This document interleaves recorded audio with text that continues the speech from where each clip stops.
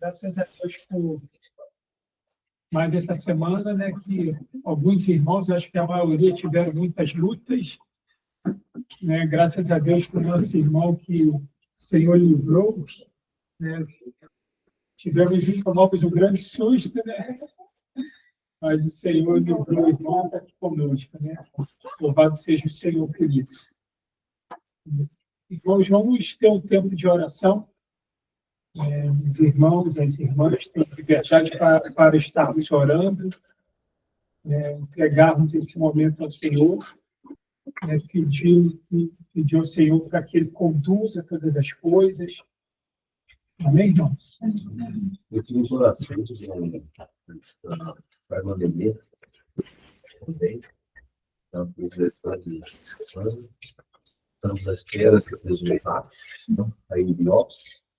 O poderoso é o Senhor para vir algo positivo e honra e glória para nós. Assim por ela, a mãe da irmã Eunice, irmã lá de São Paulo, a Joana, né? Ela está internada ainda, né, mãe? Mais algum coração? Vamos. O Fred, né? O Fred, não sei. Está colocando esses irmãos diante do Senhor.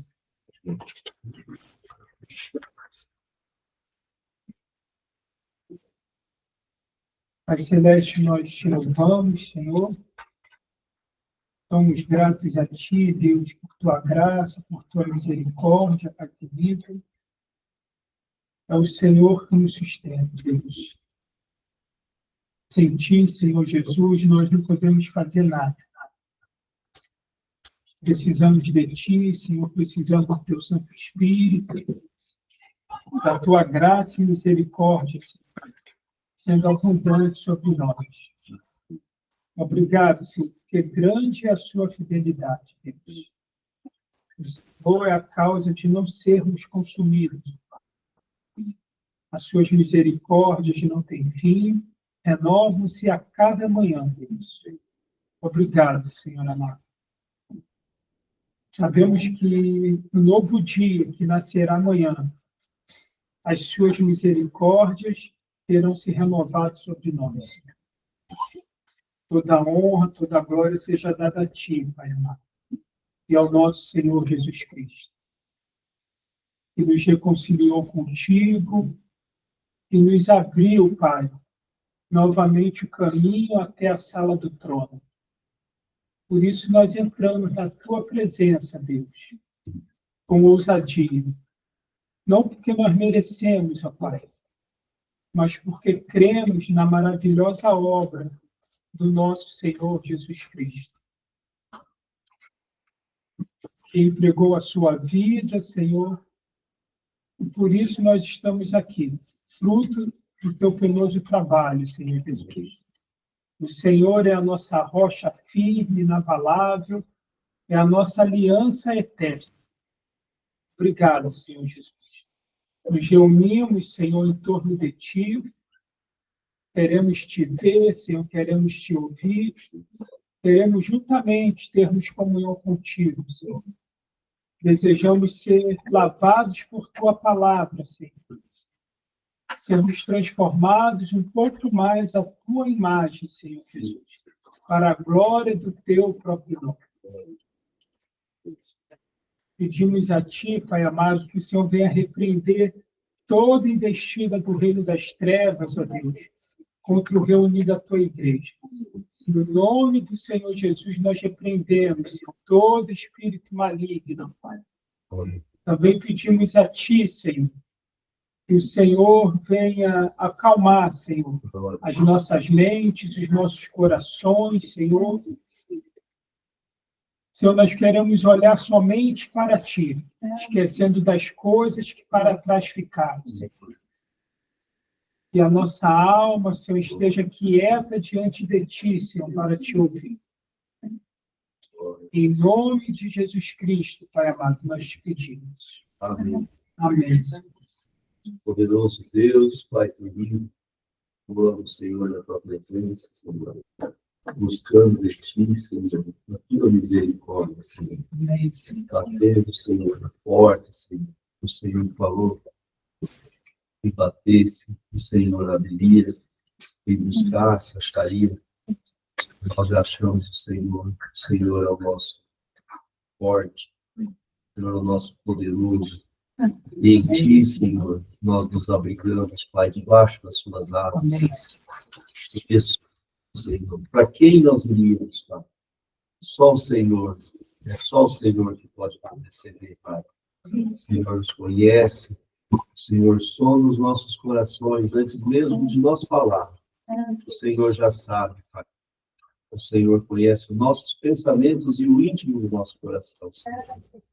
Nós te pedimos perdão se falamos, ou se nós pensamos, Senhor, ou se de alguma forma nós agimos errado, Senhor. Nós te pedimos perdão em nome de Jesus Cristo. Perdoa-nos, Senhor. Prepara-nos, Pai. Nosso coração como uma terra fértil, Senhor. Pai, que a tua palavra hoje, como uma semente, Senhor, caia, Pai, nessa terra e possa dar muitos frutos, Senhor. Oh, Senhor, rega-nos, Senhor. E prepara-nos para receber de ti, Senhor, o que tens para nós. Sabemos que o Senhor tem só coisa boa. Nós sabemos que o Senhor não deixa um filho teu sair vazio, sem resposta, Senhor. Que todo dia o maná cai, todo dia temos alimento para nosso espírito, para nossa alma, Senhor. Guarda-nos, Senhor, em segurança contigo, Senhor. Seus filhos que estão de viagem, o Andrei, Senhor, está lá no Mato Grosso, Senhor. Visita seu coração, conforte a sua alma. Está sozinho lá, Senhor, mas a igreja roga por ele. O Fred, Senhor, com aquele problema, Senhor, dos seus filhos. Não sabe ainda o que é, Senhor. Mas poderoso é o Senhor para fazer daquilo nada. A irmã Nenê também, Senhor, com aquele probleminha, Senhor, que foi mostrado essa semana.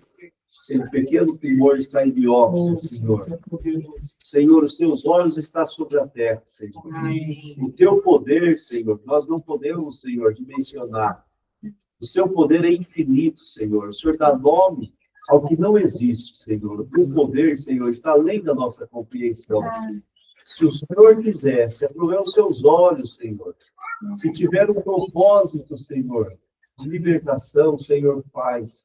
Em nome de Jesus Cristo, nós te pedimos isso, Senhor. Ó, Senhor, aquela serva de Deus que o seu filho falou agora também, nós apresentamos nas tuas mãos, Senhor, todos os enfermos, Senhor. E nós te agradecemos já, Senhor, pelo milagre que fizeste com o Mike, Senhor. A tua igreja, Senhor, temos certeza que foi mutuamente, Senhor. Nós louvamos e nós nos humilhamos e nós o rogamos pela vida do seu filho, Senhor. E agora nós estamos contemplando ele aqui, Senhor. O Senhor é poderoso, Senhor, para fazer com que o coração do Mike, Senhor, se renove, Senhor.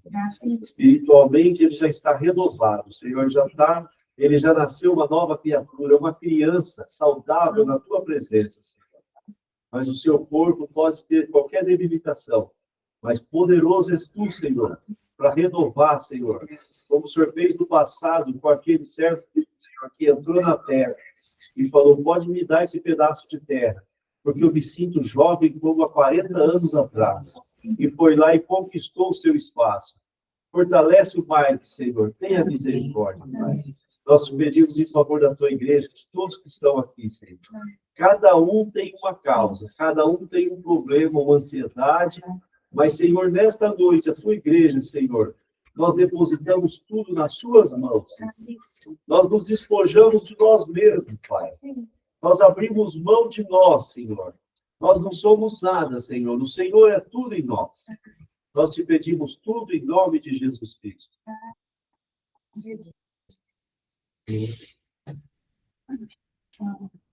Isso. Glória a Deus.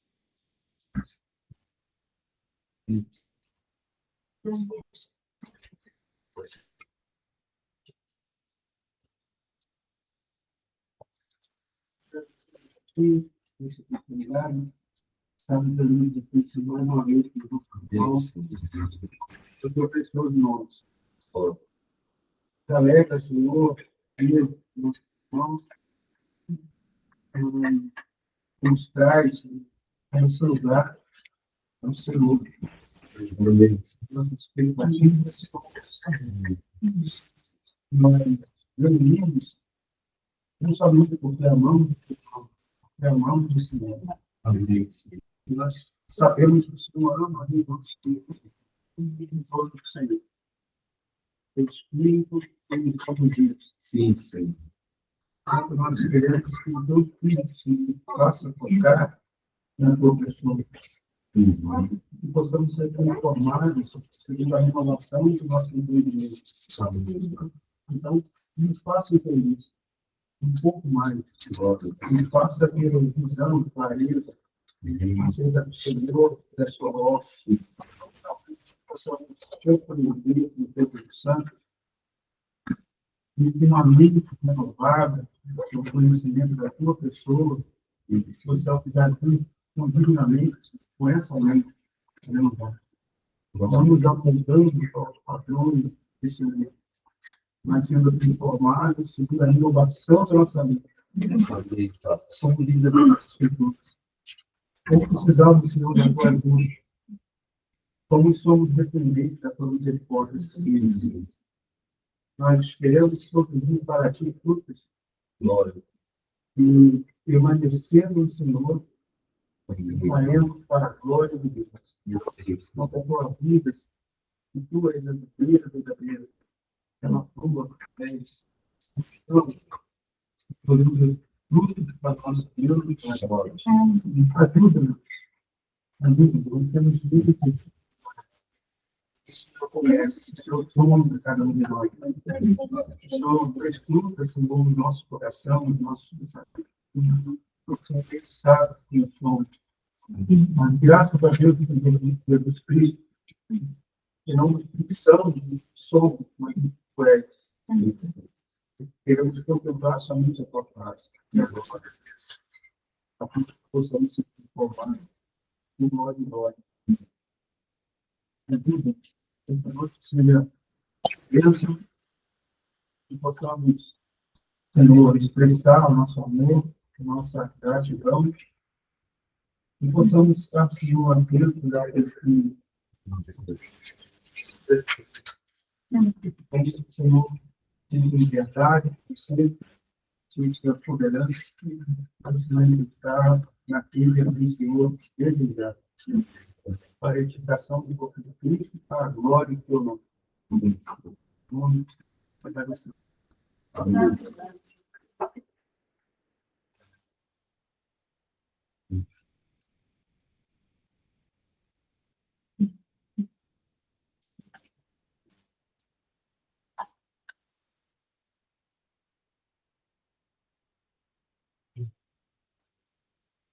Meus irmãos, queria começar hoje com um texto que está em 2 Coríntios, capítulo 11, versículo 3. Se vocês puderem abrir.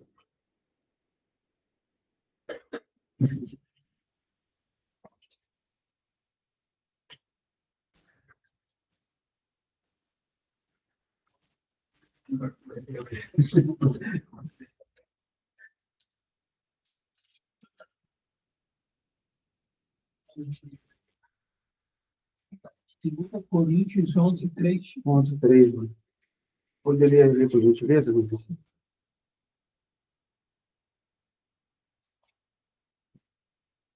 Segunda Coríntios, capítulo 11, verso 3.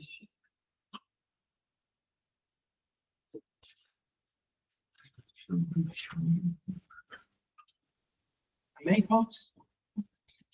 Mas receio que, assim como a serpente enganou a Eva com a sua astúcia, assim também seja corrompida a vossa mente, e se aparte da simplicidade e pureza devidas a Cristo. Amém, irmãos. Eu pedi para o irmão Tiago colocar uma imagem que mandado para ele, que é uma imagem que o irmão Andrei mandou para mim há um tempo atrás. Eu achei interessante. Então, o texto que nós lemos agora, Paulo expressa o temor, que assim como a Eva foi enganada pela serpente, que a igreja também fosse enganada. E tem um trecho específico, você pode ler de novo, Luiz? Eu vou focar num trecho que está bem específico aí. Mas receio que, assim como a serpente enganou a Eva com a sua astúcia, assim também seja corrompida a vossa mente, e se aparte da simplicidade e pureza devidas a Cristo. Ok. Então, irmãos, aqui, ó, mente. A Eva foi enganada aqui, na alma. Ela viu que o fruto era agradável para comer e Satanás usou as emoções de Eva. Porque quem não quer ser como Deus? Todo aquele que contempla a Deus deseja ser como Ele. E essa foi a proposta. Vocês serão como deuses. Então, Eva foi enganada pela serpente por causa de suas emoções. Tem uma outra tradução, que é a que eu carrego aqui comigo, que ela tem um trecho um pouco diferente do que está escrito no texto do irmão Felipe ali, na tradução dele. Mas receio que, assim como a serpente enganou a Eva com a sua astúcia, assim também seja corrompida a vossa mente e se aparte da simplicidade e pureza devida a Cristo. O versículo 4 diz assim, irmãos: se na verdade vindo alguém prega outro Jesus que não temos pregado, e se aceitas espírito diferente que não tendes recebido, ou evangelho diferente que não tendes abraçado, a esse de boa mente o tolerais. Então, Paulo está dizendo aos coríntios que eles toleram aqueles que pregam coisas falsas. E que, assim como a serpente enganou a Eva, eles estavam corrompendo a mente dos irmãos. A mente dos irmãos. Porque corrompendo a mente, a sua vontade e as suas emoções seguem. Por que existem muitas pessoas, por exemplo, que fazem oferendas de animais, colocam nas encruzilhadas? Porque na mente delas, elas acreditam que fazendo aquilo, algum ser espiritual vai fazer a vontade delas. E se nunca ocorresse o desejo delas, nunca se realizasse, esse ritual já teria acabado há muitos e muitos anos atrás. Por que as pessoas persistem em fazer isso? É porque a comunicação com essas entidades, esses seres, trazem àquela pessoa um certo benefício. Uma certa... Ele é um negócio. Né? Então, pessoas que não conhecem a Deus, nós estávamos conversando com a Tata sobre isso, que muitas pessoas no mundo inteiro, tem muitas pessoas que, além de não falarem com Deus, não tem ninguém que esteja orando por elas. Não tem ninguém que esteja intercedendo por elas. Países inteiros, onde o cristianismo, às vezes, quase sempre não consegue entrar. Então, essas pessoas, sem o conhecimento de Deus e sem a misericórdia de Deus, que eu creio que estão vivas pela misericórdia de Deus, o Senhor tem outras maneiras de falar a essas pessoas, mas essas pessoas, elas são facilmente enganadas. Quantas pessoas dedicam uma vida inteira ao engano, porque tem a sua mente corrompida pela serpente? E foi justamente o que aconteceu com Eva. Ela acreditou que, desobedecendo a Deus, a ordem expressa de Deus, ela seria como ele. Olha que loucura, basta pensar um pouco. Se o próprio Deus, ele não pode voltar atrás com a sua palavra, e ele disse, vocês vão morrer, que loucura é essa de que se eu desobedecer a ele, eu vou ser como ele? Não tem lógica isso. Mas Paulo faz essa comparação. E esse engano que corrompe a mente, ele temia que a igreja, assim como Eva, tivesse sua mente corrompida. Meus irmãos. E nós temos o livro de Apocalipse, ele fala para nós, o Senhor revela aos seus servos, e a igreja, a história da igreja, a igreja passaria por várias fases, até chegar na fase que nós estamos hoje. Então, muitas vezes, o nosso coração sofre com relação à situação que a igreja se encontra hoje. A igreja de Jesus Cristo se encontra hoje numa situação que, humanamente falando, é vergonhosa. Porque a maioria dos irmãos se encontram divididos por preferências, por convicções, por teologia, por um monte de coisas, né? Mas o Senhor disse que seria assim. Seria assim até o seu retorno. Então, você tem Paulo, que escreve cartas a 7 igrejas, e nas 7 cartas que ele escreve para a igreja numa situação normal. Ou seja, ele escreve a carta aos Coríntios, e quando chega lá na cidade de Corinto, não tem briga. Porque é uma só igreja, pode ter 30 mil pessoas lá, mas é uma só igreja em Corinto. E a carta é livre, disputada por todos. Tinha problema em Corinto? A gente acabou de ler sobre essa questão de Eva. Alguns que estavam se promovendo entre os irmãos. Começou a acontecer muitas coisas durante esse período inicial da igreja, do primeiro século dela. Então, todas as cartas, todas as localidades que Paulo mandou, você vê expressamente ali alguns problemas ocorrendo entre os irmãos. Mas aí você tem João, que foi escriba de Jesus Cristo, e ele disse escreve, e ele escreveu as 7 igrejas. E ali naquela igreja, onde ele fala para a igreja local, ele fala para todas as igrejas. Ele também está dizendo, quem tem ouvido, ouça o que o Espírito diz às igrejas.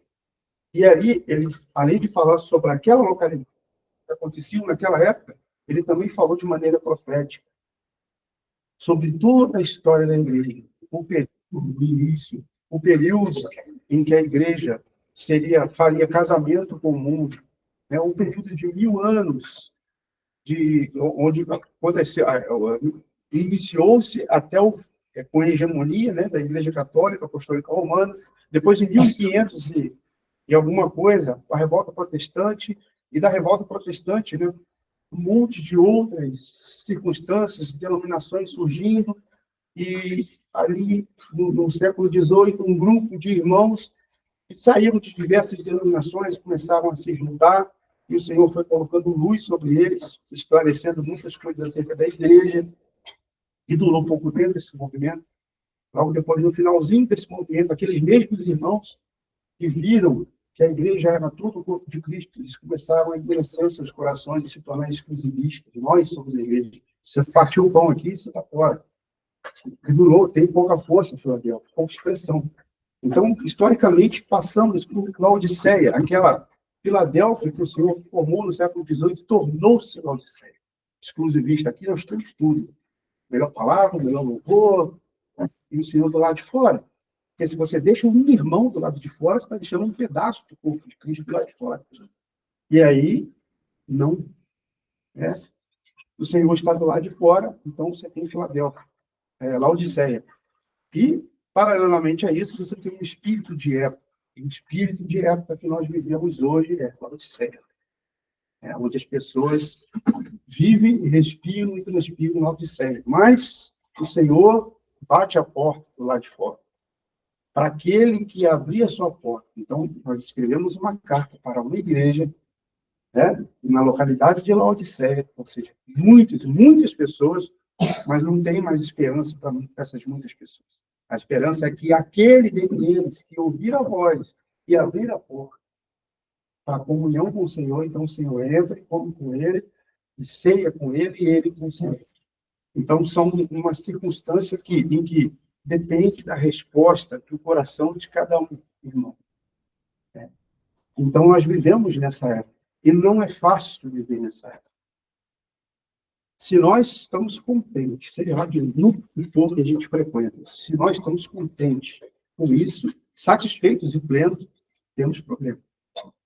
Porque se o coração, nosso coração não é apertado, quando nós vemos a situação da igreja hoje, então nós devemos nos examinar diante do Senhor. Então, irmãos, nós não temos tudo, toda a expressão do corpo de Cristo. Nós temos uma pequena expressão, uma fagulha. O Senhor pode se expressar por qualquer um, mas existem muitos irmãos que o Senhor colocou na igreja de Cascavel com outros tipos de dons para executar serviços que vão faltar em alguns grupos, né? E vice-versa. E isso é um prejuízo muito grande. Porque Porque Satanás conseguiu, ao longo do tempo, corromper a mente das pessoas. Mas, graças a Deus, irmãos, que o Senhor vem e o Senhor volta para restaurar a situação. Eu conversava também com a Tati acerca de alguns textos que nós estamos estudando, que o Senhor, ele há de restaurar, ele há de edificar, ele tem edificado, e ele vai fazer tudo o necessário até o dia de Cristo Jesus para apresentar a si mesmo uma igreja gloriosa. Então, nós descansamos do Senhor. Se nós olharmos para a situação, a gente fica com o coração apertado, e às vezes até naufraga, até desanima. Mas se nós olharmos para o Senhor, por causa dele, e por ele e para ele, nós nos mantemos de pé, né? Como um passarinho que vai lá pegar na lagoa, com o biquinho dele, um pouco de água para apagar os noios de incêndio, mas não perde a fé. Enquanto houver um fiapo da floresta de pé, o passarinho está lá, com o biquinho dele, jogando água naquele grande incêndio. Então, assim são aqueles que abrem o seu coração para o Senhor, ter comunhão com ele. Irmão, o Senhor não está interessado na nossa religião e nem no nosso posicionamento teológico. Ele está interessado em nós, em ter comunhão conosco. E ele não dá condições para que nós possamos manter comunhão com ele. Por exemplo, você vai ter que rezar agora 50 Pai Nosso. Você vai ter que fazer jejum e ler toda a Bíblia. O Espírito Santo, se interessar, talvez, não conhece. O Espírito foi dado. E não há condição. A condição para que o Espírito seja dado, sabe qual foi? Cristo ser glorificado. Né? Lembra? No grande dia da festa, aquele que quer vir a mim, se tiver sede, beba, venha a mim, beba. Né? Não foi isso que o Senhor falou? E João explica o que ele estava querendo dizer. Ele falava do Espírito, mas o Espírito até aquele momento não havia sido dado, porque Cristo não havia sido glorificado. Mas aí o Senhor revelou a João, no livro de Apocalipse, que o Senhor foi glorificado. Então, capítulo 4, capítulo 5, vai mostrar lá Cristo entronizado. Ele recebeu do Pai a promessa do Espírito Santo e imediatamente ele compartilhou isso com o seu corpo. Porque nós vemos um cenário de um cordeiro recentemente morto, com 7 chifres, representando a sua autoridade, ele é rei de reis, com 7 olhos, que explica João, que são os 7 Espíritos de Deus enviados por toda a terra, ou seja, a plenitude do Espírito Santo. E diante do altar, ardiam 7 tochas, que são os 7 Espíritos de Deus. Então, você vê lá o trono do Pai, você vê lá os 7 Espíritos de Deus, né? Para os irmãos que entendem um pouquinho mais de cultura da época de Cristo, sabe que o documento de herança, ele era selado com 7 selos. Então, para que a herança, para que o herdeiro tomasse posse daquela herança, você tinha que ter a presença das 7 testemunhas que selaram aquele documento. Então, você tinha um rolo, né? O Paulo quer deixar lá sua herança para os seus filhos. Então, ele chamava 7 testemunhas, escrevia o que ele queria deixar aí, e aí cada uma das suas testemunhas pingava lá uma cera e colocava o seu anel. Cada anel daquele era um selo. Então, você tinha um rolo com 7 selos de cera. Isso se tratava de um documento de herança, de uma escritura. Outros tipos de documento eram 1 selo, 2 selos, documentos oficiais do governo, eram 1 selo, 2 selos, no máximo. Mas 7 selos, a pessoa da época já sabia que se tratava de um documento de herança. Naquele cenário celestial, você tinha lá um livro com 7 selos. E ninguém digno, nem mesmo de olhar para o livro, quanto mais de tomar o livro e tirar os selos. Até que se apresentou lá o Senhor Jesus Cristo como um cordeiro que foi recentemente, tinha sido morto, com marcas de sua morte, do seu sacrifício. Embora nós todos aqui, na ressurreição, possamos possuir um corpo novo, o Senhor mesmo, um corpo novo, um corpo ressurreto, ele fez questão de deixar as marcas do seu amor por nós. Então, quando João viu aquele cordeiro com marca de recentemente sido morto, ele se alegrou E, imediatamente, aquele cordeiro tomou da mão daquele que estava sentado no trono o livro e começou a desatar os selos, diante dos 7 Espíritos de Deus, que são testemunhas de Deus. Então, ali é o documento de propriedade de todas as coisas. E quando ele tomou o livro da mão direita do Pai, ele foi glorificado, ele foi louvado por todo o céu. E então, Cristo glorificado, agora, ele comunica ao Espírito Santo a sua natureza, a sua obra. Né? O Espírito Santo precisava trazer a nós o que era de Cristo, irmãos. Ele precisava trazer a nós o que era de Cristo. O Espírito é eterno, né? Mas o Espírito Santo, ele precisava comunicar, porque o Senhor disse assim, ele tomará do que é meu e vos dará. O Espírito Santo. Então, ele precisava, o óleo precisava que fosse acrescentado a mirra, né? A canela, o cálamo e a cássia. São aspectos da obra de Cristo. Esse é o óleo da unção. Aquele que veio sobre a cabeça de Arão e desce pela barba. Então, agora o Espírito, em Cristo, comunica a vida de Cristo e do seu sacrifício a nós. Então, ele pode dispensar o Espírito Santo. Antes disso, não poderia. Mas agora o Espírito vem até nós e comunica a nós o que é de Cristo. Sua obra, seu sacrifício, né? Sua humanidade sem pecado. Ele traz isso em nós, ele forma isso em nós.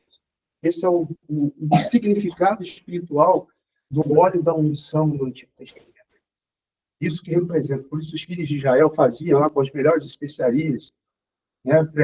Eles tinham costumes de pegar ali a oliveira, né? Uma oliveira da melhor safra, as azeitonas, e prensavam. E a mesma coisa faziam com as especiarias para misturar os ingredientes conforme escrito na lei de Moisés.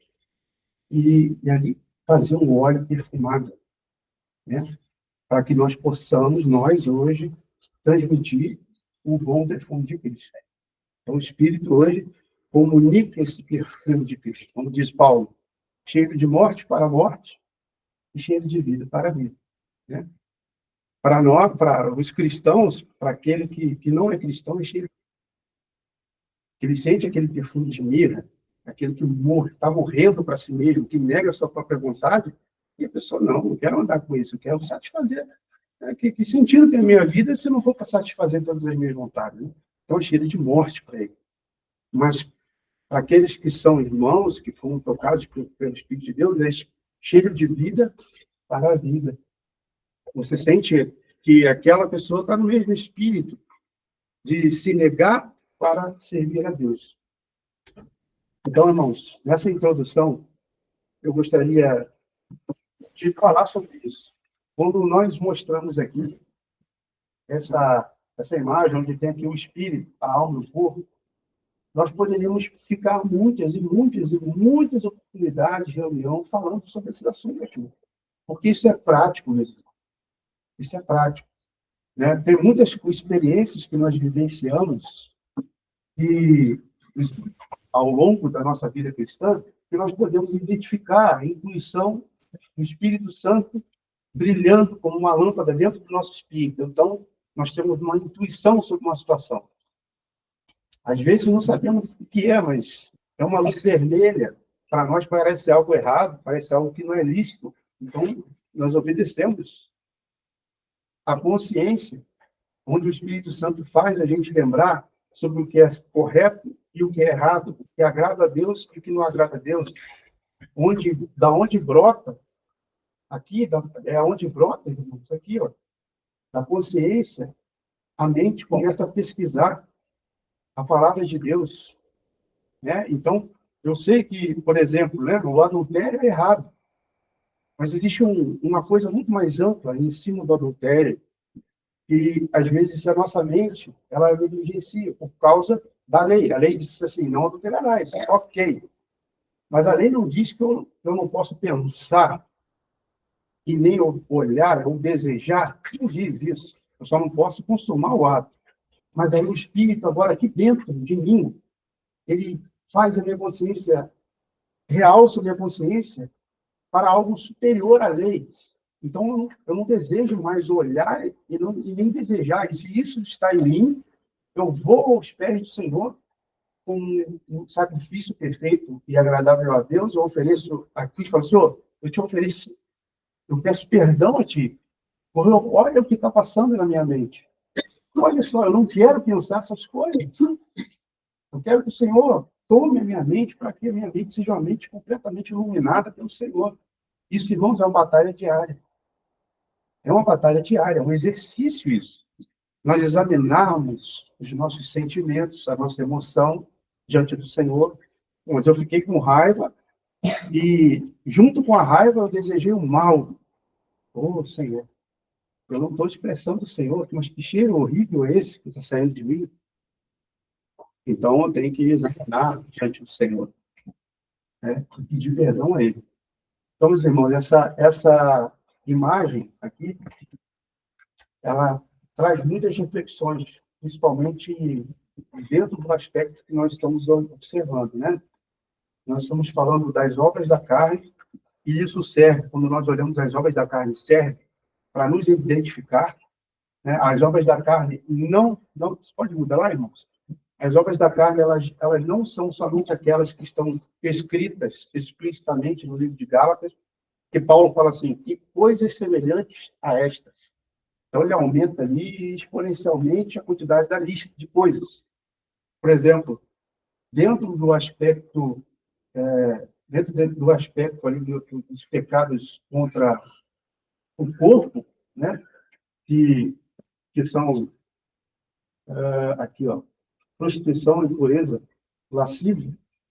Dentro desse espectro aqui de prostituição, impureza e lascívia, a palavra prostituição aqui não é adultério, é imoralidade, né? Mas isso aqui, né, como Paulo fala, né, e coisas semelhantes a estas, traz um adultério para essa parte, para essas impurezas aqui, para essas três partes aqui. Então, são coisas que não procedem do Espírito, que não procedem do homem segundo a imagem de Deus, que são incompatíveis com a natureza de Jesus Cristo. Qualquer sentimento que seja incompatível com Cristo, né? Se nós temos o desejo no nosso coração sincero, por isso aqui, ó, os frutos do Espírito, fruto do Espírito, né? Amor, alegria, paz, longanimidade, benignidade, bondade, fidelidade, mansidão e domínio próprio. Se nós desejamos isso, isso não vem da carne, isso vem do Espírito. Então, nós sabemos dividir o que é carne e o que é Espírito. E o Espírito Santo, ele tem trazido a nós essa faculdade de identificar o que é da carne e o que é do Espírito. Vejam também, meus irmãos, que obra, carne, quando fala de carne, nós estamos falando de obra. E obra está ligada ao quê, irmãos? Ao fazer. E o Espírito está ligado ao ser. E essa é a grande luta que há entre nós. É possível eu esconder, eu maquiar essas coisas aqui, irmãos, que são as obras da carne, dentro de mim, e não, né, colocar para fora e andar com isso aqui, e fazer coisas que a religião considera coisas santas. Eu posso estar num ambiente de culto, né, cometendo impureza, lascívia, prostituição com a mente, ou idolatria, ou avareza, que é a idolatria, ou inimizade, ou olhar para o outro irmão assim e já pensar mal, mas nem falou comigo, nem olhou no cara para mim, discórdia, dissensão, facção. Eu posso conter tudo isso cumprindo ritos religiosos. Eu estou fazendo, mas não estou sendo. E uma vez que eu identifico isso, eu tenho que me ajoelhar e falar assim, o senhor acabou de me mostrar, né? Então, porque o senhor viu e me fez saber. Então, como é que a gente resolve isso? Pelo amor de Deus. Que o senhor me perdoa, me leva, Senhor, a caminhar, a andar no Espírito. Porque isso é o grande segredo que Paulo está falando aqui aos Gálatas. Você não tem que lutar contra a carne, tentando evitar a carne, mas andando no Espírito. Se andar no Espírito, a consequência é que você vai anular. Porque andar no Espírito não significa, irmãos, que essas coisas não passam pela nossa cabeça. Pelo contrário, vão passar. Mas como eu ando no Espírito, eu as examino e coloco no altar, né, do Senhor. Você sabe que todos os utensílios do templo têm um aspecto de Cristo e da sua obra. Então, eu estava conversando com a Tati ontem, né? Eu identifiquei uma inveja em mim, tá? Uma dor pelo sucesso dos meus irmãos. O que eu tenho que fazer?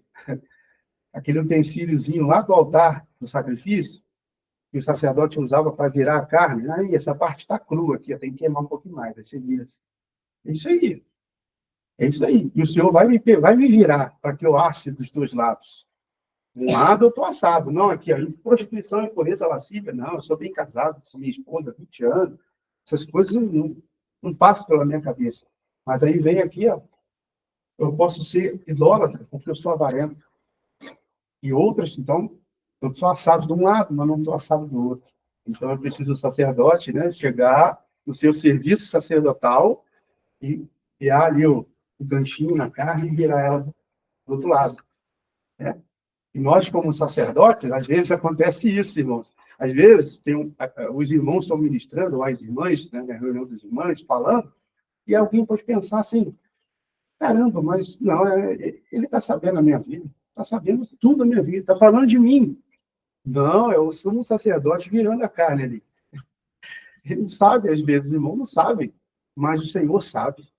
E aí ele vai usar da palavra dele para expor uma situação, não para humilhar o irmão, mas para que o irmão possa se arrepender, a produzir o arrependimento. O arrependimento é produzido pelo Espírito Santo nos nossos corações. Podemos resistir a ele, mas ele sempre vai nos mostrar o caminho do arrependimento.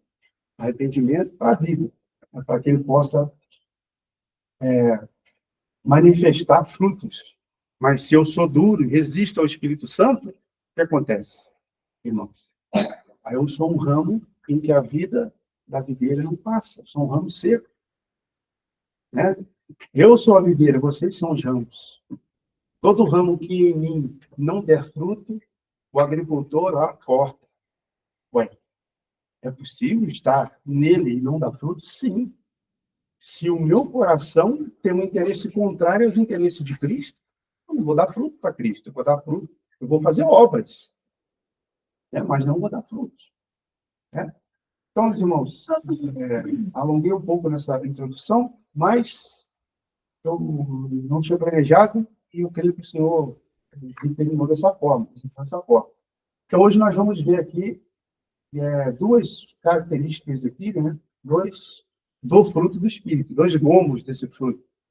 Longanimidade e benignidade. Vou passar lá na longanimidade.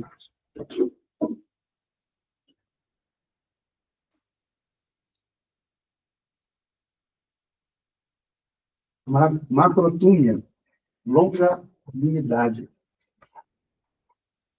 Paciência, longanimidade. Então, aqui é uma junção de duas palavras no grego, meus irmãos. É macro, de grande, e túmia, que é ânimo. É uma disposição, um ânimo longo, né? Ou, para nós, em português, uma grande paciência, né? Uma pessoa extremamente paciente. Expressa uma certa atitude para algumas pessoas e circunstâncias. Expressa a atitude de nunca perder a paciência, por pouco razoáveis que elas sejam, e de nunca perder a esperança com relação a elas, por menos agradáveis e dóceis que sejam. Expressa a atitude diante das circunstâncias de nunca admitir a derrota e de nunca perder a esperança e a fé, por mais obscuros que a situação seja. A mente suporta por muito tempo antes de dar lugar à ação e à ira. É autocontrole que não se apressa em devolver o mal recebido. É uma característica forte do nosso Senhor. Eclesiastes 7:8. Melhor é o fim das coisas do que o princípio delas. Melhor é o longânimo do que o altivo de coração. Provérbios 15:18. O homem iracundo suscita contendas, mas o longânimo apaziguará a luta. Provérbios 16:32. Melhor é o longânimo do que o valente, e o que governa com seu espírito do que o que toma uma cidade. Que coisa interessante, né, irmão? Dentro daquela imagem que nós vimos ainda agora, espírito, alma e corpo. O que governa com seu espírito, não com a sua alma. Ele é melhor do que toma uma cidade. Aquele que governa com seu espírito é o homem que governa a si mesmo. Provérbios 15. Pela longanimidade se quer suave o príncipe, e a língua branda quebranta ossos. Isso é a mais pura verdade. Principalmente quando você está diante de uma situação onde a pessoa está possessamente irada. Se você expressa a humildade e a paciência, você quebra ossos. A pessoa tem o fogo, ela até que você joga gasolina, você joga água e apaga aquele fogo, né? Com uma paciência longa. Joel 2:13. E rasgai o vosso coração e não as vossas vestes. Convertei-vos ao Senhor, vosso Deus, porque Ele é misericordioso e compassivo, e tardio em irar-se, ou seja, Ele é longânimo, e grande em beneficência, e se arrepende do mal. 2 Pedro 3, de 9, versículo 9 e 15. O Senhor não retarda a sua promessa, ainda que alguns a tenham por tardia, mas é longânimo para convosco, não querendo que alguns se percam, senão que todos venham a arrepender-se. E aqui eu chamo a atenção dos irmãos para esse contraste, né, entre se perder e se arrepender. Quem não se arrepende, se perde. E o Senhor é longânimo, esperando que nós venhamos a nos arrepender. Às vezes a gente usa esse texto para os ímpios, né? Não só para eles, não. Para nós também. Se nós estamos ali com o coração duro, em algumas circunstâncias que o Senhor já nos revelou, nós não queremos dar o braço a torcer, o Senhor tem sido longânimo, né? Porque isso vai trazer dano de alguma forma. Se eu encontrar com Cristo, eu indo por um caminho e ele vindo por outro, e nós em interesses contrários, mesmo sendo cristão, eu vou sofrer dano. Eu vou sofrer dano. Você não vai julgar, o juízo começa pela casa de Deus. Tende por salvação a longanimidade do nosso Senhor, como também o nosso amado irmão Paulo nos escreveu, segundo a sabedoria que lhe foi dada. A demora do Senhor em vir não é insensibilidade, é paciência e misericórdia. 1 Timóteo 1, 12 a 16. E dão graças ao que me tem confortado, a Cristo Jesus, nosso Senhor, porque me teve por fiel, pondo-me no ministério. A mim, que dantes fui blasfemo e perseguidor e opressor. Mas alcancei misericórdia, porque o fiz ignorantemente na incredulidade. E a graça do nosso Senhor superabundou com a fé e amor que há em Jesus Cristo. Esta é uma palavra fiel e digna de toda aceitação. Que Cristo Jesus veio ao mundo para salvar os pecadores, dos quais eu sou o principal. Mas por isso alcancei misericórdia, para que em mim, que sou o principal, né, dos pecadores, Jesus Cristo mostrasse toda a sua longanimidade. Para exemplo, dos que haviam de crer nele para a vida eterna. Então, Paulo, né, que perseguiu a igreja, foi um grande blasfemo, ele falou, olha, ele foi longânimo para comigo. Né? Ele expôs a sua grande longanimidade, o Senhor. Eu sou o principal dos pecadores, ele disse a Timóteo. Pode passar aí, não. Deus espera com paciência, e essa espera pretende a salvação dos homens. Mas os homens, em sua teimosia, podem transformar a longanimidade de Deus em sua condenação. A longanimidade para com o nosso próximo. Efésios 4:1, rogo-vos, pois eu, o preso do Senhor, que andeis como é digno da vocação com que foste chamados, com toda humildade e mansidão, com longanimidade, suportando-vos uns aos outros em amor. Irmãos, o que acontece quando a gente não suporta uns aos outros em amor? Eu volto alguns passos das minhas palavras para dizer isso aqui. Acontece o que está hoje aí fora. Aí. Nós estamos vivendo hoje. Você tem um Cristo e uma igreja, mas você tem irmãos divididos de coração, com a mente corrompida, brigando com o outro, querendo promover o seu grupo, como se isso fosse agradável ao Senhor. Isso é horrível. Horrível, isso ofende. Nenhum dos seus ossos será quebrado. Essa é a grande realidade. Toda a palha que está sendo construída sobre esse fundamento vai ser queimada. Só Cristo vai ficar. Só o que nós temos de realidade. Então não adianta fazer um monte de coisas. Se Eu só estou disposto a pagar por uma pepitinha de ouro. Porque edificar com ouro exige um alto custo. Tem que pagar um preço muito alto. Mas se eu construir um bloco de ouro, um pedacinho de ouro, tudo que eu consigo, para Cristo tem mais valor do que uma cidade de madeira. O fogo veio provar o que nós fazemos. Então, o Senhor tem sido longânimo para que haja arrependimento. Em todas as cartas, a todas as igrejas, você encontra a palavra arrependimento. Impressionante. 1 Tessalonicenses 5,14. Irmãos, estou falando aqui, mas os irmãos têm liberdade para interferir, falar, e etc. Vocês já sabem. Rogando-vos também, irmãos, que admoesteis os desordeiros. Tem desordeiros? Tem desordeiros. Consoleis os de pouco ânimo. É isso. Sustentei os fracos e sejais pacientes para com todos. Irmão, eu estava conversando com o Felipe no domingo, eu fico imaginando sobre Moisés. Daqui a pouco nós vai chegar a parte de falar dele.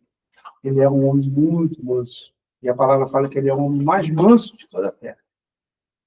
Porque você escutar reclamação de 2 milhões de pessoas num deserto, onde é calor para você também, onde é desagradável para você também, e você ouvir as queixas das pessoas, e você chegar até diante do Senhor, você fica, às vezes, indignado com elas, porque ele repreendia o povo direto, mas ele não levava essas queixas para o Senhor.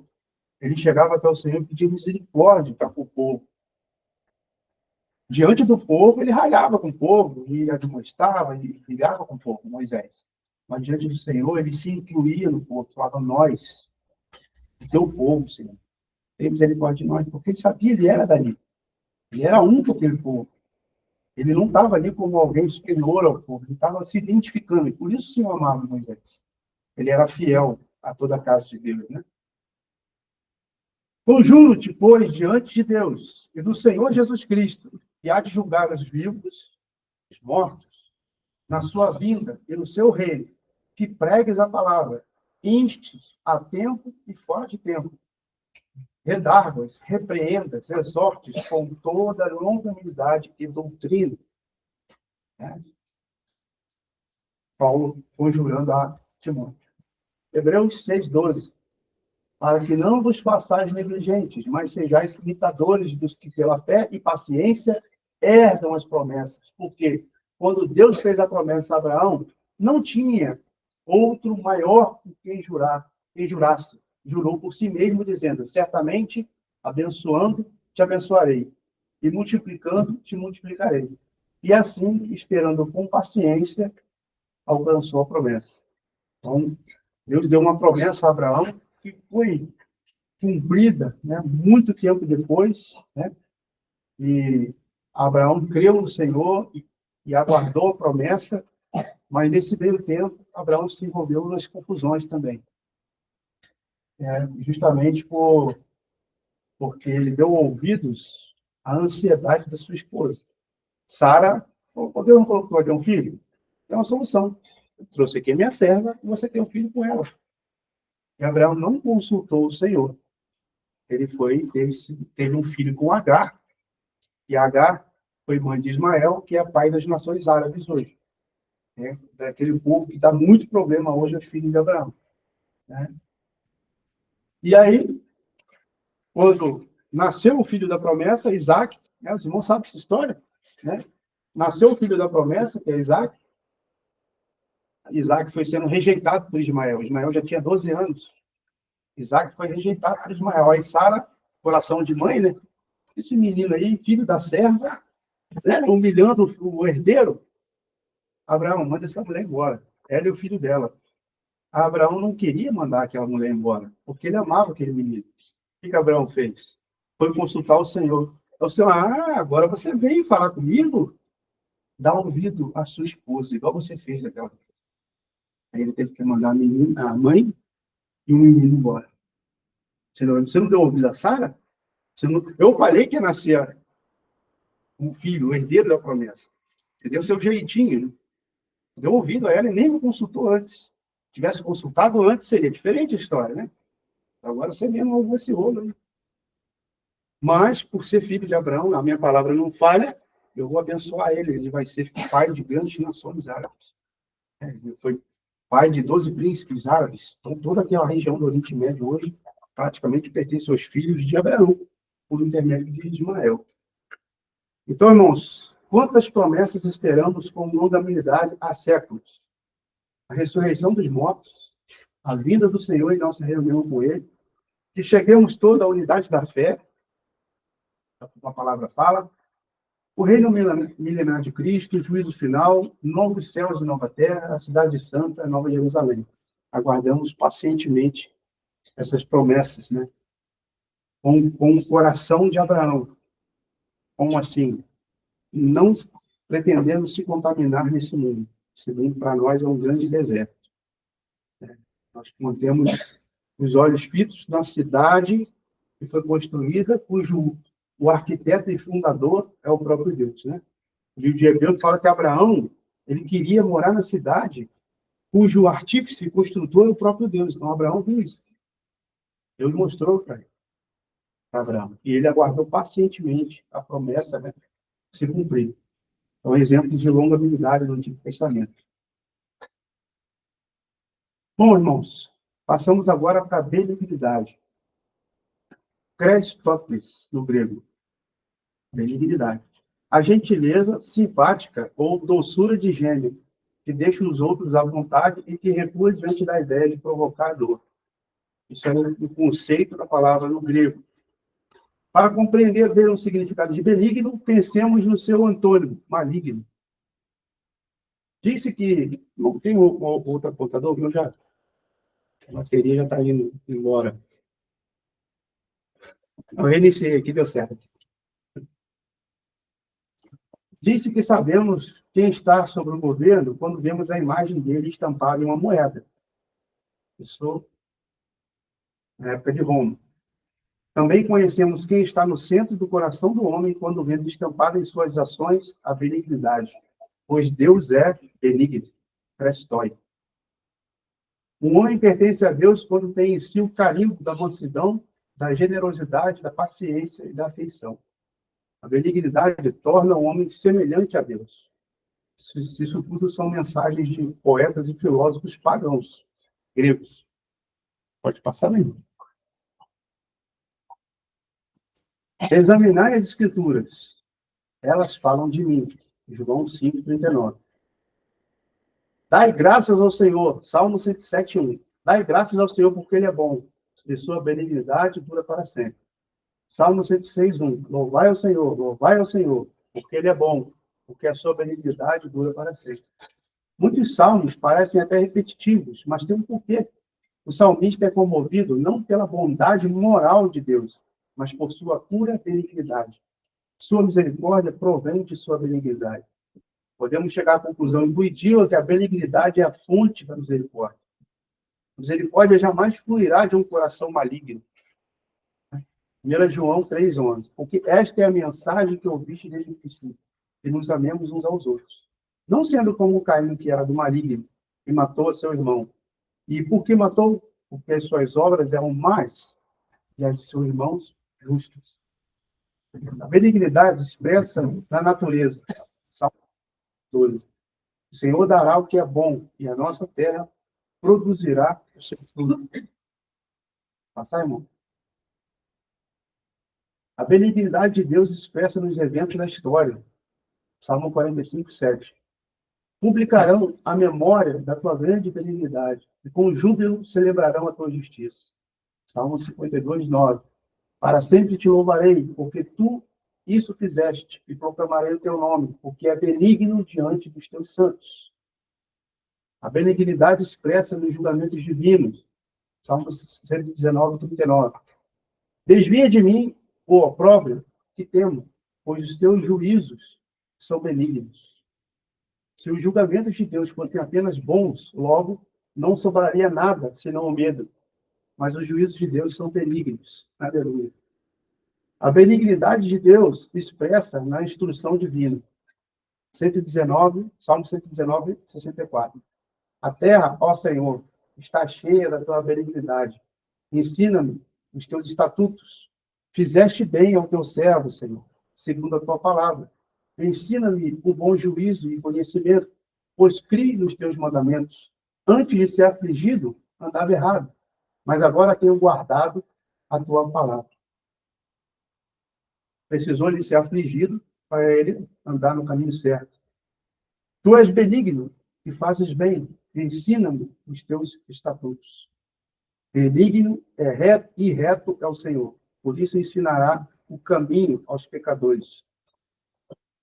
A benignidade para os aflitos. O Senhor é benigno e serve de fortaleza no dia da angústia. E conhece os que confiam nele. Passar nele. Deus é benigno para com os pobres. Salmo 68, 10b. Tu, ó Deus, fizeste provisão da tua bondade para o pobre. A benignidade no Novo Testamento. Romanos 2, 3. E tu, ó homem, que julga os que fazem tais coisas, cuidas que, fazendo-as tu, escaparás ao juízo de Deus? Ou despreza as tuas riquezas da tua benignidade e a paciência e a longanimidade, ignorando que a benignidade de Deus te leva ao arrependimento? Irmãos, aqui tem uma chave. A benignidade de Deus leva ao arrependimento. Quando os homens constatam a benignidade do Senhor, devem se arrepender. Caso contrário, enfrentarão um juízo proporcional à benignidade de Deus. 1 Pedro 2:1. Deixando, pois, toda malícia, todo engano e fingimentos, invejas e todas as murmurações, desejai afetuosamente, como meninos novamente nascidos, o leite racional, não falsificado, para que por ele vás crescendo, se é que provastes que o Senhor é benigno. Lucas 6:35. Amai, pois, a vossos inimigos e fazei bem, e emprestai, sem nada esperardes, e será grande o vosso galardão, e sereis filhos do Altíssimo, porque ele é benigno até para com os ingratos e maus. A benignidade é o teste de DNA da nossa filiação. Deus é benigno, seus filhos são como ele é. Então, meus irmãos, na próxima oportunidade que tivermos reunidos, a gente prossegue com a bondade. E existe uma diferença, irmãos, e nós vamos explorar isso mais na próxima reunião, entre benignidade e bondade. A bondade, ela está mais ligada à ação, e a benignidade ao ser. A bondade é uma expressão da benignidade. Né?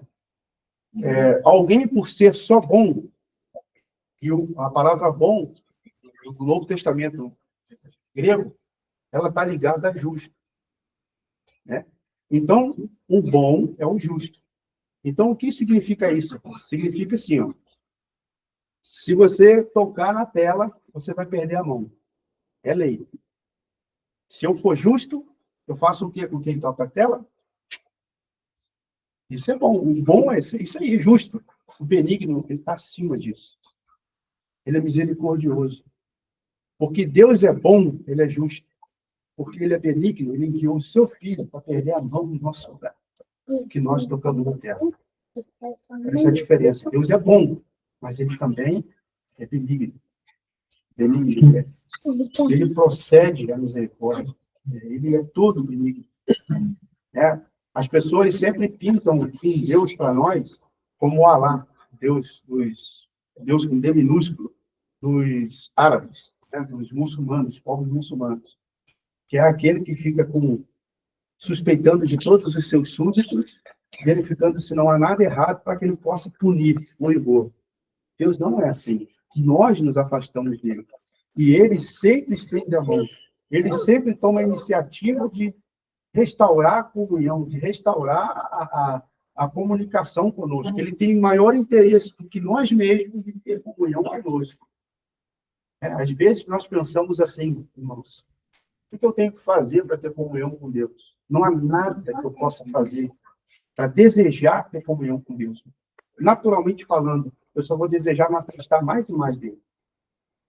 Mas ele pode fazer para restaurar a comunhão comigo, e ele já fez. Tudo o que foi necessário para que eu possa hoje entrar diante da sala do trono e ter comunhão, manter comunhão com ele, já foi feito. não é só desfrutar. Às vezes eu coloco regras em mim mesmo, né? Eu preciso fazer isso, eu tenho que exercitar um monte de coisas para que talvez Deus me receba na comunhão. Não, isso é mentira, irmão. Isso é mentira. Esse é um fato. O Espírito Santo foi dado. Tem uma situação que podemos explorar também, o Senhor Jesus soprou sobre os discípulos e disse: recebeu o Espírito Santo. Mas ele orientou os discípulos que ficassem em Jerusalém até que do alto fossem revestidos de poder. Foi a descida do Espírito Santo. Então, tem contraste nisso? Não, irmão, não tem contraste nisso. Nenhum. O que o Senhor soprou sobre a igreja, assim que ele ressurgiu dos mortos, por intermédio dos seus apóstolos, foi o mesmo Espírito Santo que desceu no Pentecostes. Mas, o que ele soprou está condicionado à comunhão do Espírito Santo no nosso espírito, ao trabalho diário do Espírito em nós, conosco. Vamos colocar um exemplo para ficar mais fácil de perceber. O Espírito Santo capacita para serviços. Isso aconteceu em Pentecostes. Nós não poderíamos estar pregando, ou os irmãos exercendo seu sacerdócio, que é o serviço espiritual a Deus, sem ser por meio do Espírito Santo, né? Mas a reunião acaba, o evangelismo acaba. Depois que terminar aqui, nós vamos para casa, né? Tomar banho, vai mexer no seu trabalho, vai dormir, o Espírito Santo continua comigo. Ele não vem só na reunião, ou só naqueles momentos específicos. Ele capacita em momentos específicos para trabalhos específicos, mas ele anda comigo permanentemente. Permanentemente. Ele é que produz os frutos em mim, 24 horas por dia, até quando eu estou dormindo. Até se ele quiser falar comigo às 3 da manhã e eu fui rebelde em me levantar, ele fala comigo, ele me dá um sonho, ele me dá versículos. Às vezes os irmãos têm experimentado aí, ó. Eu sei que vocês têm experimentado, porque isso tem em toda a igreja. A gente tem de ficar pensando no versículo à noite e acordar com eles na cabeça. Isso não vem da carne, não, meus irmãos. Pode ficar tranquilo. Isso vem do Espírito. Isso é o Espírito comunicando ao nosso Espírito. Isso é maravilhoso. E é muito mais saboroso o desfrute disso do que aquele furacão que chega num certo momento e capacita, e aí a pessoa coloca a mão e ele é curado, o outro é curado. Isso é muito bom e necessário, às vezes. Mas andar com ele, eu estou debaixo, desmontando um carro no meu serviço, e ele me orientando. Né? Tira aquele parafuso lá, faz isso. E a dona de casa, ela está lá, fazendo o bolo dela, e o Senhor lembrando, trazendo a memória, às vezes interrompendo o serviço para que você faça oração por um, por outro, que pediu, o irmão que está precisando, porque ele anda conosco. Tem uma expressão que um irmão querido usava no passado, né? Que a pomba conduziu o cordeiro para o deserto. Então, essa mesma pomba, ela conduz a nós como cordeiros para o matadouro. Oportunidade da gente se sacrificar dia após dia para o nosso Deus, sacrificando o nosso ego, a nossa própria vontade. Então, a mesma pomba que conduziu o cordeiro ao deserto nos conduz. Tem até uma canção que o irmão canta, não deixes voar a pomba para longe de ti. Ela é que diz, desde o céu, quem é teu Senhor. Não deixes partir a alegria do teu coração. Aleluia, diz a pomba. Aleluia, diz a alegria. Então, essas expressões que vêm do Espírito, que comunicam a nossa emoção, e é uma emoção correta, uma emoção em Cristo, né? Não é uma emoção que vai me levar ao engano da serpente, mas vai me levar a glorificar a Cristo. Essas emoções são legítimas. Quando eu me emociono por algo que Cristo está tocando no meu espírito, né? Como Maria, quando recebeu do anjo Gabriel a notícia de que o Salvador viria por intermédio dela. Né? Tamanha honra, irmãos, tamanha honra ela teve. E ela expressou a sua alegria na palavra. Né? Bendita foi Maria entre todas as mulheres, porque a missão de mãe é uma missão da mulher, mas ela foi mãe do Salvador. Né? Então, tamanha alegria ela teve. Né? E o Espírito conduz nos conduz. Então, irmãos, vamos desfrutar dessa comunhão com Ele. Se a nossa mente não é esclarecida acerca disso, irmãos, nós esquecer por um segundo que estamos na presença de Deus. Nós estamos na presença de Deus, porque o Espírito de Deus habita em nós. Então, Ele que nos faz, olha, você agiu comigo. Olha, você mentiu. Não se faz isso. Você mentiu porque você não quis pagar o preço da verdade. A nossa consciência, 24 horas por dia. E se nós resistirmos a ela, então deixamos a pomba voar. Não entristeçais o Espírito de Deus. Irmãos, o Espírito de Deus é a coisa mais sublime, mais suave, mais meigo que alguém possa imaginar. O Espírito de Deus, e outras, diz o irmão Paulo, e não o Senhor, o Espírito de Deus é a parte feminina do Senhor, do Deus Todo-Poderoso. Porque o homem é a imagem de Deus, mas do homem saiu a mulher. Então a mulher é a expressão de Deus também, com toda a sua feminilidade. Ou então as características das irmãs vieram do Espírito. Claro, óbvio. Do Espírito Santo. Essa parte materna, né? Da natureza de Deus. E outras partes de Deus também, claro, o Senhor também compartilhou com as irmãs e com os irmãos. Sim, com ambos. Com ambos. Mas é muito bom você ter essa segurança, que não é baseado no governo. E tropecei. Irmão Elias, tropecei aqui. Agora Deus não vai querer nada comigo. Mentira do diabo. Levanta. Pede perdão. Ele sabe que nós, irmãos, ele sabe de tudo. Ele nos ama. Ele sabia, quando ele falou, façamos um homem, ele sabia que ia ter um Tiago, ia ter um João, ia ter um Diogo, ele sabia disso. Tudo, todos os nossos passos, pela sua onisciência. E mesmo assim, ele decidiu fazer. Porque se ele tropeçar, eu levanto. Se precisar morrer, eu morro por ele. Amém, meus irmãos? Então, não nos deixemos enganar por esses pensamentos.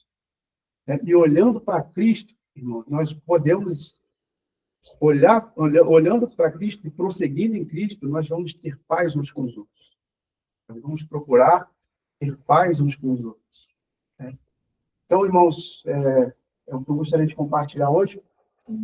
Prosseguimos dentro da misericórdia do Senhor, da vontade dele, mais para frente.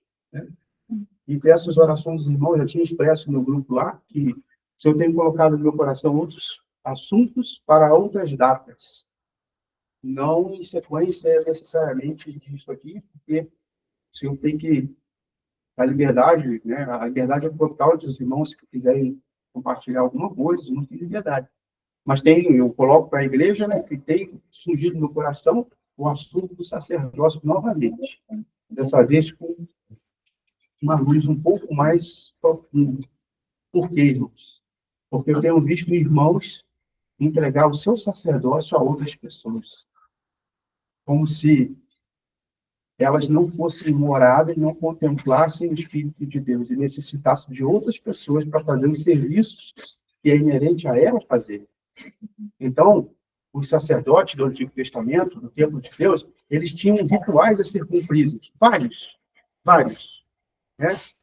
Do sacrifício até a purificação para poder entrar no templo, a manutenção do candeeiro, o altar de incenso, tudo isso ele tinha que pegar, ele tinha que acender, tem um rito que eles têm que fazer para a manutenção de todo o templo.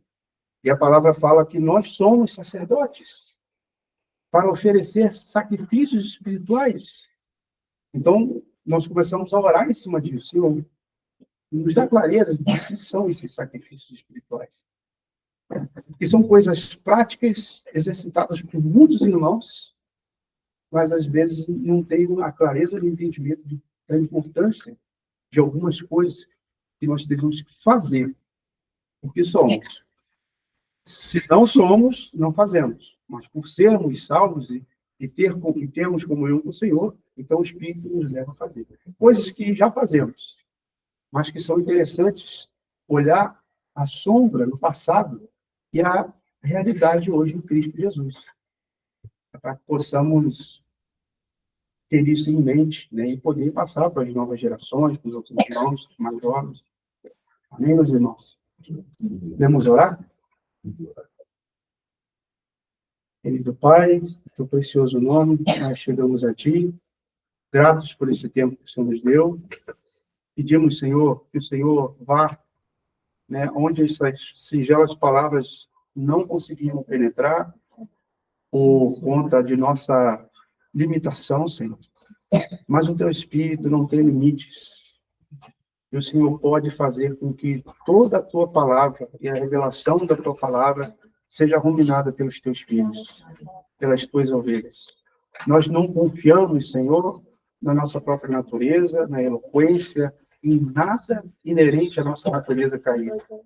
Mas confiamos no Teu Espírito Santo e no Teu Cristo, ó Deus. Confiamos no Senhor e cremos que o Senhor se manifesta conforme Ele apraz. Agradecemos, Senhor, por esse tempo com os nossos irmãos, por esse desfrute de estarmos aqui, Senhor, juntos, contemplando ao Senhor e nos alegrando, mais uma vez, tendo contato com nossos irmãos. Pai querido, nos guarde, nos conduza, nos dê um final de semana abençoado, nos livra, Senhor, de todo mal, nos livre de tudo o que não é da Tua vontade, conduz, Senhor, com a Tua suavidade, conduz a todos nós na suavidade do Teu Espírito, falando ao nosso espírito, chegando ao nosso entendimento. Ajuda-nos, ó Senhor, que o Teu nome seja glorificado. Em nome do Senhor Jesus. Amém.